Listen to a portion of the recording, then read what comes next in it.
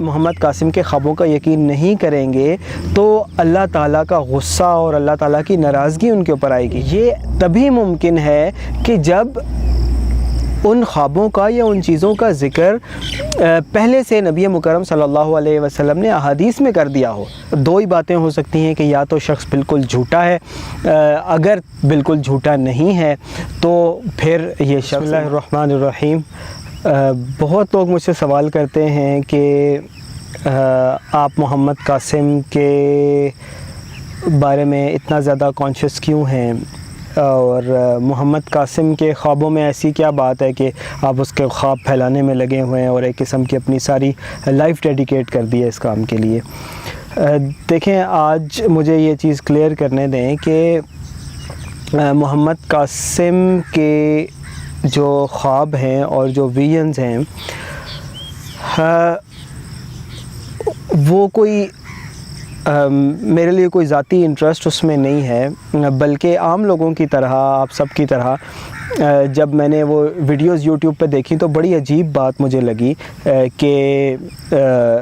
ایک بندہ ہے وہ کلیم کر رہا ہے کہ اللہ رب العزت اس سے کلام کرتا ہے خواب میں، اور کئی سو دفعہ نبی مکرم صلی اللہ علیہ وسلم کی زیارت ہو چکی ہے۔ تو یہ بات میرے لیے بڑی عجیب تھی، اور میں بھی اس چیز کو ایکسیپٹ کرنے کے لیے تیار نہیں تھا، لیکن جب میں نے اس کے پر غور کیا اور جو خوابوں کا کنٹینٹ ہے اس کو دیکھا تو مجھے ریئلائز ہوا کہ یہ ایک ریڈل ہے، ایک ایسا ہڈن میسیج ہے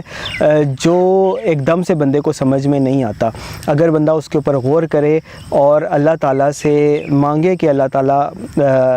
حق بات دکھائے، حق بات کے لیے ہمارا دل کھولے، تو پھر انسان کے اوپر وہ راز کھلتا ہے۔ اور یہ راز مجھ پر آج سے 2-3 سال پہلے ہی کھل گیا تھا، اور اسی لیے میں نے یہ خواب جو ہے وہ پھر پھیلانا شروع کیے اور وہ بات آگے پھیلانا شروع کی۔ اور وہ راز کیا تھا آج میں بتا دیتا ہوں۔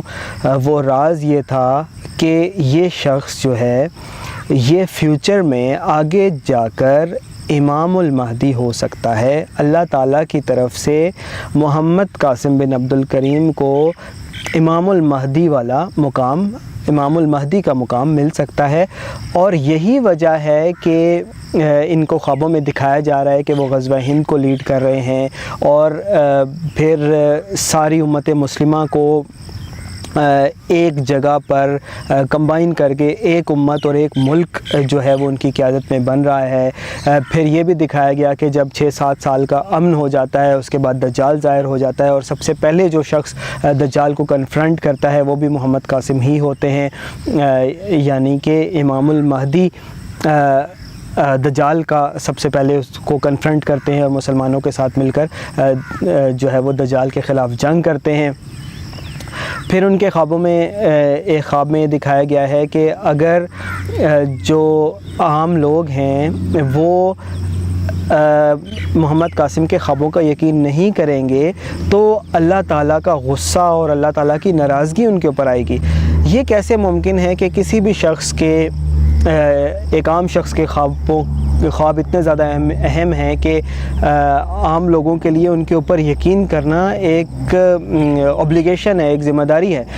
یہ تبھی ممکن ہے کہ جب ان خوابوں کا یا ان چیزوں کا ذکر پہلے سے نبی مکرم صلی اللہ علیہ وسلم نے احادیث میں کر دیا ہو، اور وہ ذکر آپ صلی اللہ علیہ وسلم نے امام المہدی کے فارم میں کیا ہے کہ صرف امام المہدی ہی ایسے لیڈر آئیں گے کہ جب وہ ظاہر ہوں گے تو چاہے تمہیں برف کے اوپر گھسٹ کر جانا پڑے، تمہیں ان سے ایلیجنس شو کرنی ہوگی، ان کے ساتھ شامل ہونا ہوگا۔ یہی وجہ ہے کہ محمد قاسم کے خوابوں میں اللہ تعالیٰ کی ناراضگی کا اظہار کیا گیا ہے کہ اگر لوگ ان خوابوں کے اوپر یقین نہیں کریں گے تو اللہ تعالیٰ کی ناراضگی ظاہر ہوگی۔ تو جب یہ چیزیں آپ دیکھتے ہیں تو آپ ایک دفعہ سوچتے ضرور ہیں کہ وہ کیا ہڈن میسیج ہے۔ تو وہ ہڈن میسیج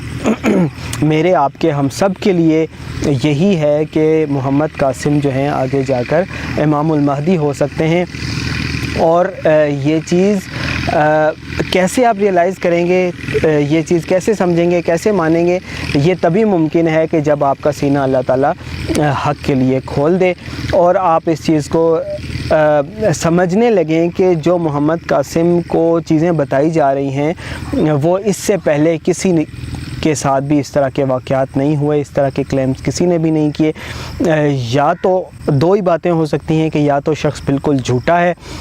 اگر بالکل جھوٹا نہیں ہے تو پھر یہ شخص امام المہدی فیوچر میں ہو سکتا ہے، اور جو شخص بھی اس چیز کو ریئلائز کر لے وہ فوراً سے اپنی الیجنس شو کرے اور اس میسیج کو زیادہ سے زیادہ لوگوں تک پھیلائے تاکہ عام لوگ اس بات کو سمجھیں اور جو ہمارا معاشرہ ہے اس سے شرک کا خاتمہ ہو، برائیوں کا خاتمہ ہو، اور پھر اللہ تعالیٰ کی مدد آئے۔ اور اللہ تعالیٰ کی مدد آنے کے نتیجے میں پاکستان کو پاور ملے گی، پاکستان کی فوج کو پاور ملے گی۔ اللہ تعالیٰ 3000 کے قریب زبردست طاقتور جنگی جہازوں سے پاکستان کی افواج کی مدد فرمائے گا، اور پھر ان جنگی جہازوں کی مدد سے پاکستان غزوہ ہند بھی جیتے گا، اور غزوہ ہند میں کامیابی کے بعد پوری امت مسلمہ کو ایک جگہ پر جمع کر کے ایک ملک بنایا جائے گا اور پوری امت ایک پلیٹ فارم پر جمع ہو جائے گی۔ بہت شکریہ۔